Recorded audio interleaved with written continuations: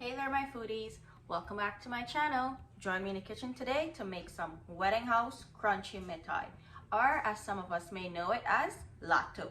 So today I have 3 cups of flour. I'm going to add half a teaspoon of cinnamon, 1.5 teaspoon of freshly grated nutmeg, 1/4 teaspoon of cardamom or elaichi, 1 tablespoon of custard powder,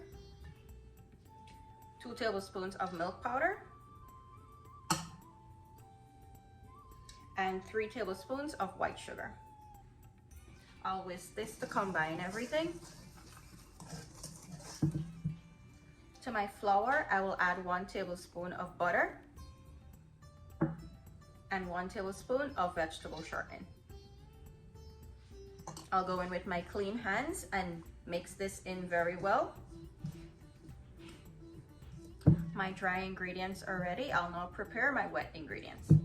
Here I have 1 cup of room temperature whole milk. I'll just add 1 teaspoon of vanilla extract. Give it a mix. I'll now add my wet ingredients to my dry ingredients. I'll make a well in the center. And I'll add half of my milk.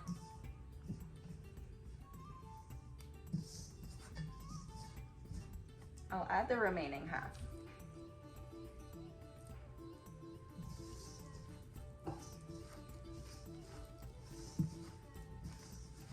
Depending on the brand of the flour and the temperature you're making this in, you may need more or less milk.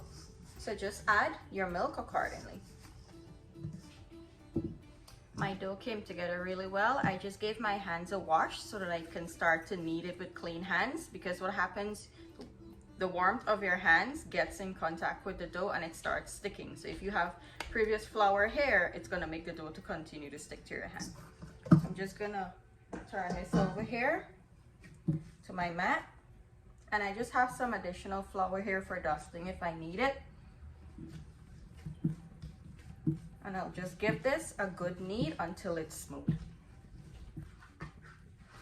My dough is nice and smooth now, and I'll give it a test, and if I needed it enough, see how it springs back immediately. That's an indication that you would have kneaded your dough enough for the glutens to develop. So I'm just gonna round this off. Here I have a clean bowl. I'll put it to rest for 20 minutes, and then I'll come back and we'll start rolling the mithai strips up. Okay, my dough is finished resting. I'll just flour my surface, just lightly, because I don't want the dough to stick.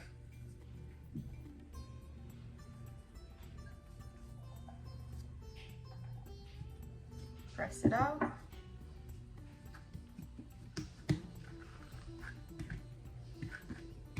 And I'll proceed to roll it out.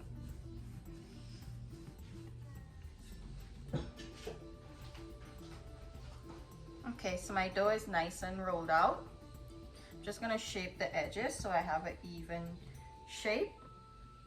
And I have a knife here. You can also use a pizza cutter or so on, but I just like to use the knife because I get a straighter cut. Just gonna run it down the middle.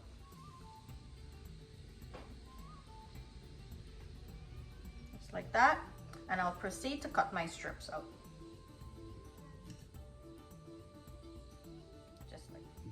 So this is what one of my strips are looking like, just to show you the thickness and like the width. This is how I like to do mine. So I'll continue to cut these out. And in the meantime that I'm cutting these, I have my oil heating up to medium heat, and we'll start frying. All right, so I have all of my strips cut out here. Don't mind that they're scattered, but it's because I don't want them to be stuck to each other when I'm gonna pick them up. My oil is still heating up. I'll take you over and we'll start frying when it's hot. My oil has come up to medium heat. You don't want this to be too hot because you're gonna cook the outside of the mithai sticks and the inside won't be able to cook. So I'll start dropping them in one at a time because I wanna maintain the shape. See that nice gentle simmer? That's what you're looking for.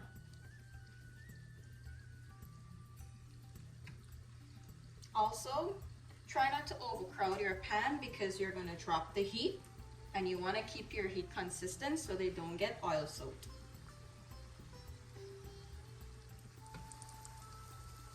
Okay, that's enough for me. I'm just gonna go in very gently and move them around because I don't want them to stick at the bottom. My Mithai sticks have now risen to the top of the oil. What I want to do here is just fry it to a nice light golden brown color.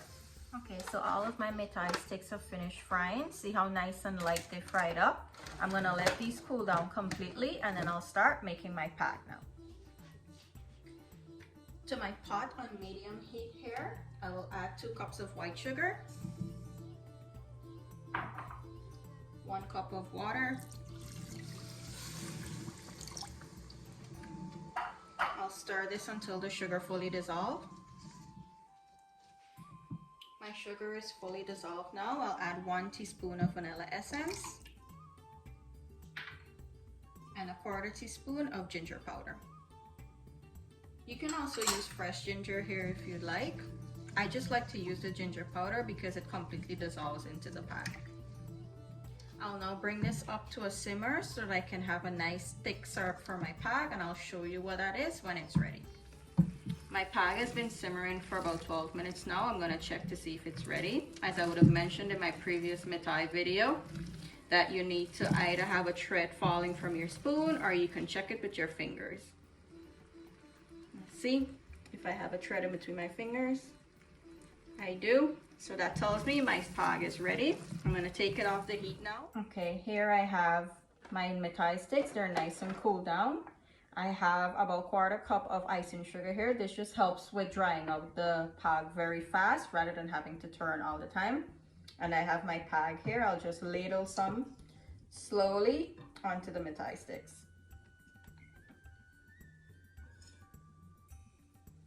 So I'll start turning them up so that they can all get nice and evenly coated. Starting to crystallize and pull apart. This is where I would go in with my icing sugar.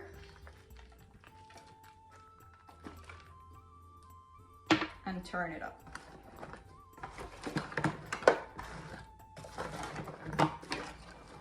Here we have our delicious Dutty Mithai. See how good they're looking?